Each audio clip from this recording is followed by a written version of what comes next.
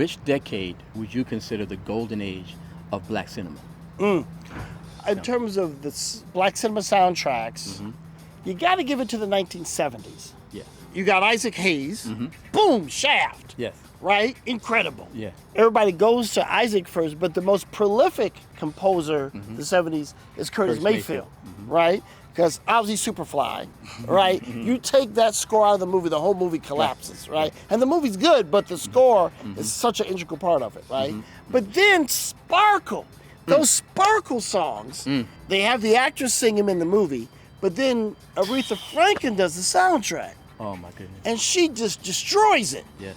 These songs, okay, lots of times you heard the songs first before you got to see the movie.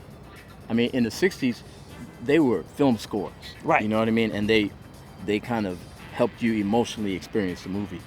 But in addition to doing that in the 70s, they also had hit singles that made you go, I got to check out this Shaft movie because this song is dope. But see, if you want to cheat and really put it over the top, you take them Prince scores. Take the Prince scores. You take Purple Rain. You take Parade.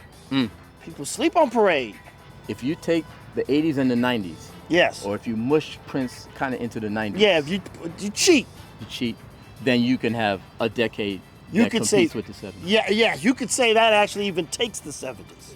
I remember my parents took my brother and me, I'm maybe 7, 8 years old, my brother's a year younger, to see In the Heat of the Night with Sidney Poitier. We didn't know why they had us up so late, but they knew they wanted us to see this movie. And it's because it was Sidney Poitier on the screen, and that hadn't happened that much before, not in a role like that. And they wanted us to experience it. They wanted seeing black people on the screen to be a normal part of our life. And the difficult part is because there were so few black films, particularly in the 70s, 60s, and 70s, there was so much pressure on black filmmakers. Yes. Because, that thing where, this movie that you make is not just your little story. You're representing the whole black race, which is an impossible task. Right. You know what I mean? And the thing is, it's funny because when I think about the Blaxploitation movement in the 70s, which got a lot of criticism at the time. Sure.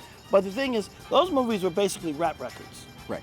Right? They were just like, you know what? Let's just make something strong and hard and youthful. Yes. Right? Yes. And those movies still resonate 40 years later because Shaft and Superfly and Foxy Brown, those images are still kind of graphic all these decades later. Yeah. Because they were just big, great ideas. Yeah. And now black films are all over the world. So not only does it transform the lives and the mentality of black viewers, but it changes how the world sees black people. Yes.